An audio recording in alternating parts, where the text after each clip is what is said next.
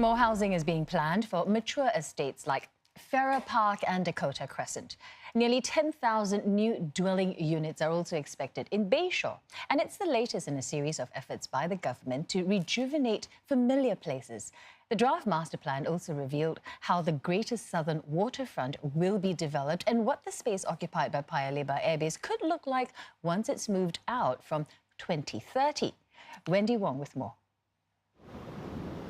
It was the second power station built in Singapore and functioned till 1997. But the over 60-year-old structure will see better days. It's set to become part of the Pasir Panjang Power District, a new heritage and lifestyle destination in the Greater Southern Waterfront. The adaptive reuse of existing buildings is about creating opportunities for new users to go into some of these old buildings that are not yet ready for rejuvenation or redevelopment. So some of these adaptive reuse could add new interest to different precincts and bring in new life to the places. Envisioned as the southern gateway of Asia, development works will begin over the next 5 to 10 years on the nearly 2,000-hectare area which spans the southern coastline from Pasir Panjang to Gardens Bay East. The power district will be connected to the rest of the waterfront area via a new park. Meanwhile, the Keppel Club site will be redeveloped for housing when its lease expires in 2021. Over in the east, another 800 hectares of land will be freed up when Paya Lebar Air Base is relocated from 2030. For the first time, ideas for a new town there were released. It includes turning it into a commercial hub with amenities and enhanced transport connectivity across nearby towns. And there are plans to also retain its aviation heritage by repurposing former airport buildings and parts of the runway into community spaces.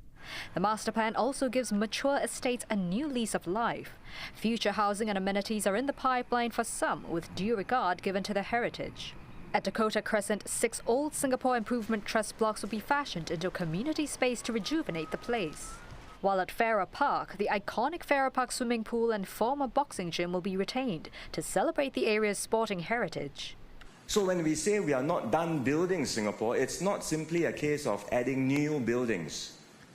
Our natural and our built heritage are important elements of our urban development plans. And this is how Singapore can be a modern, innovative city with lush green spaces and deeper historical roots. And familiar places like the 24-kilometre rail corridor will also be fully linked up by 2021. Estates along it, such as Queenstown and Buona Vista, will be progressively rejuvenated. The rail corridor is linked to the 50-kilometre Greater Rustic Coast in the north. It's a green belt that connects Sungai Buloh Wetland Reserve to Pasir Ris Park.